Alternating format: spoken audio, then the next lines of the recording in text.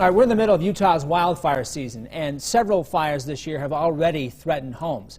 So if that happens to you, we have some tips to defend your house here with Rich Woodruff from the Utah Red Cross. Rich, thanks for being with us today. Always good to be here. Yeah, I know this year is more than any year. We've had a lot of fires that have threatened homes. We know at least in one place the fire destroyed one person's house here in Utah. So this is an issue we're seeing this year as well.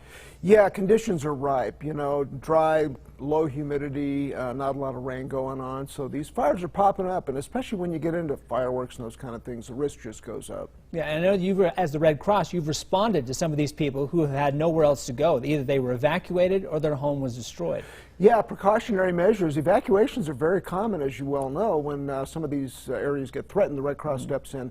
We have a safe place for people to go and also to get information as things develop. So what can people do if they're watching at home? They think, okay, I know that I'm in an area that's prone to wildfires. How can I protect my house? Well, we've talked about evacuations, but some of the ways to help mitigate it, tree density has a lot to do with it. Now, a lot of people, you move into that environment because of the trees, but there's some things that you need to consider. The space between the ground and the branches, about 10 feet is optimal. Make sure there's no dead branches on the trees. So you want some space between you and the trees with your house. Okay. Yeah, some space, some clearing, but also the trees, the distance, that 10-foot distance, also branches that may hang over the roof. Rain gutters need to be cleared of debris. Firewood, you want to make sure not have stacked next to the house. Little things like that can make a big difference. So basically, the idea here, you're seeing a list on your screen, but this is the idea of simply removing potential fuel for a fire that's right next to your home. Yeah, correct, because very flammable, and again, that location is very critical, and that awareness is very important, that spacing. Now, the last one there, we've seen that you talk about a green belt, and you see like removing dry grass, pruning branches, as you mentioned, the 10 feet right there. But what's the idea of making a green belt or defensible space around your house? Well, consider it almost like a moat. I mean, obviously it wouldn't be cut into the ground, but that moisture and that distance and the green there that gives a little ground space for those flames to not leap over. It's just one aspect of the big picture that can help mitigate that risk. And how much of a difference does that make?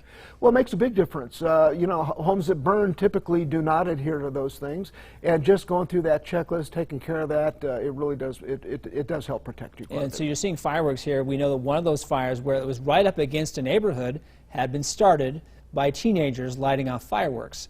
And so we know that that's an issue where you can see those fireworks innocently beginning from something we all enjoy, especially this weekend, but then it can turn into something like this. We have fires raging and so close to so many homes here in our neighborhood, and some of the burn scars that leaves behind here, Rich.